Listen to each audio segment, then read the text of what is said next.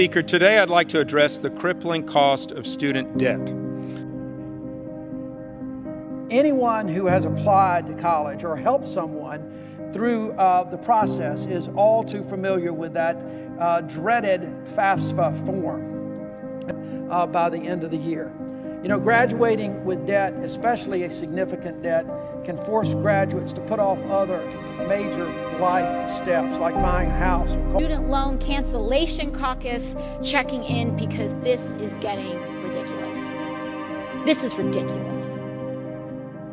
Mr. Cerise, school counselor at Norwalk High School in B House. Well, they play a big role because sometimes they act as a means to get the students to college. If they can't afford it, fortunately we have the loans that, we try to minimize them as much as possible for the students because you got to eventually pay them back with interest later on. But they do provide that opportunity for students who might not be able to afford it at the time to get to college and have a means of getting there.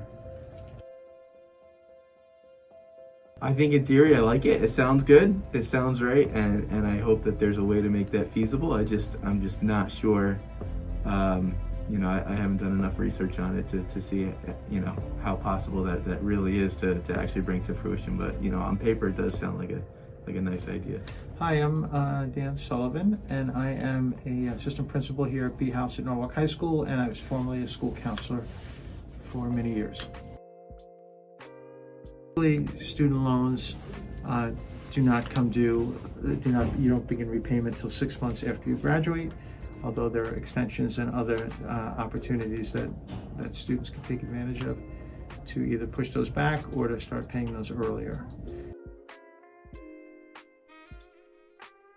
Some ways to be resourceful or creative would be the military. Some students, for example, join the National Guard, helps to subsidize education, especially if they pursue an in-state program like a state school. Other opportunities might be scholarships. A lot of our seniors now, they've applied now. It's a little sweat equity to start filling out scholarships and trying to subsidize their education. As well as work-study opportunities and that kind of thing.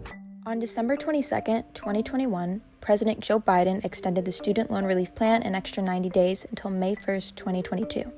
The Student Loan Relief Plan was put into place once the pandemic hit in March 2020.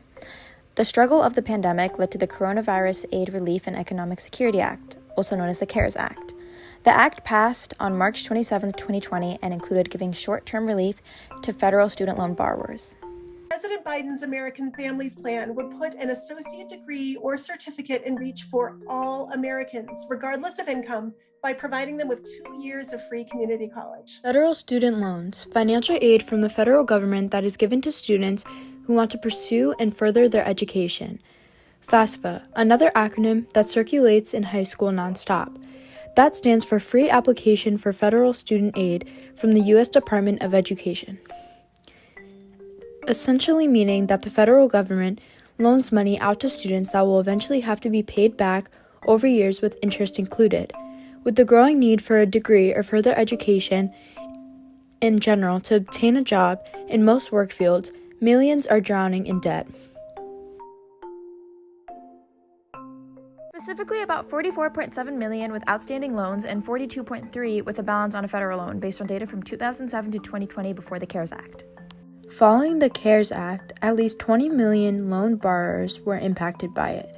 The Student Loan Relief Plan has given 22.3 million borrowers loans in forbearance, meaning that due to the COVID-19 pandemic, they have been able to stop making payments or pay less until the relief ends.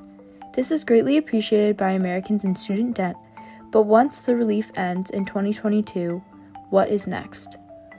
A system that simply is not built for everyone, of jumping through untenable hurdles to complete a degree. And so it is deeply gratifying today to be part of the change that I so desperately needed as a student, to give a new, more diverse generation of students the supports they need to succeed. In the lenses of students, hearing about fellow students losing out on the opportunity of going to a dream college because of debt is frustrating.